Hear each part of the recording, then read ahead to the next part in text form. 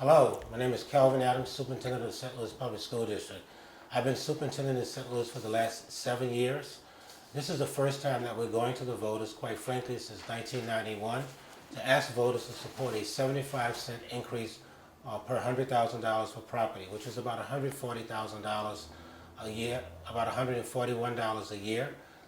We are excited about the opportunity that these dollars will be for the district. It's going to support early childhood education, which means that every kid ages 3 and 4 will be able to go to school free of charge. That's what's happening right now, but those dollars are going to go away. And so we know that we want to provide kids with a strong foundation, so early childhood education is important to the district. Some 2,200 kids will be involved in early childhood education.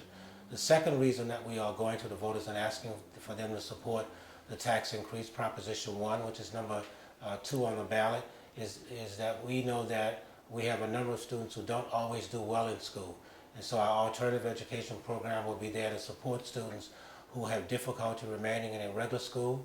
And so for alternative education, we will have an opportunity to support every single kid who's having some difficulty remaining in school. And the last reason is to support teacher salaries. Right now, the St. Louis Public School teachers are the lowest paid teachers in the entire region, and this proposition will help equalize that for them. So those are the three main reasons why we're doing this. Even with the tax being levied, the $141 per 100,000, Proposition 1, it would still mean that St. Louis has the lowest property tax in the entire region. It's only 75 cents, about $11 to $12 a month for every single person who has a house over $100,000. Those are the reasons why we are really excited about the opportunity for Proposition 1. Dr. Adams, is it any certain reason why school asking for 75 cents per $100, or this is just a? Well, we picked 75 cents because we know that we have not done this in the last 25 years, and it was the amount that we thought we would need to raise to support early childhood education and the other two things that are important for the district. So it wasn't an arbitrary choice. We did have some focus groups. We talked to a number of different adults in the community, and they felt that 75 cents would be the right amount to go after. There are 4 or 5 other things on the ballot, like the earnings tax. There's also something from MSD, but we're asking persons to support Proposition 1 for schools. Why now? Why now? We think it's the best time to do it.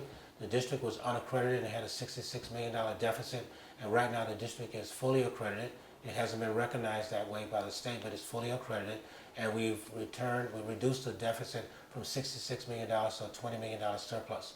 So we've done the right things to make the district right for kids in this community, and we know that we're working really hard to make sure that we're supporting kids in this community. So this is the right time. We just believe this is the right time to do it.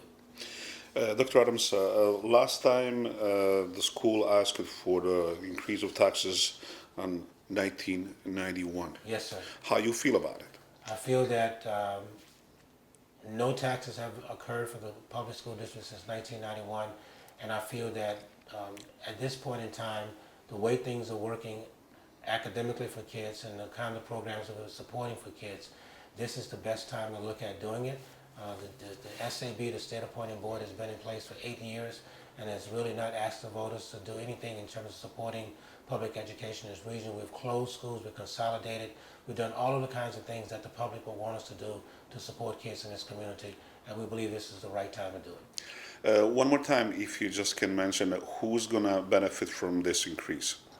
Every single person in the city of St. Louis who sends their child to a public school, even those families who don't send their children to public schools play such an important piece in terms of supporting and getting kids ready and families ready and supporting the community. It makes the whole city of St. Louis better. Even charter schools will get about $8 million. These dollars will be used to support those schools as well. So every single family in the city of St. Louis will benefit, even if they don't have a kid in public schools, because as kids do well in school, the community does better. Property values go up. It's impossible to have a well-rounded city without having a strong public school system, and this continues to make that happen. Dr. Adams, worst case of the scenario, what in the case if this proposition doesn't pass? If persons don't vote on Tuesday, April 5th to support the Proposition 1, that we have to make some tough decisions around what happens to some of our schools and some of our classrooms.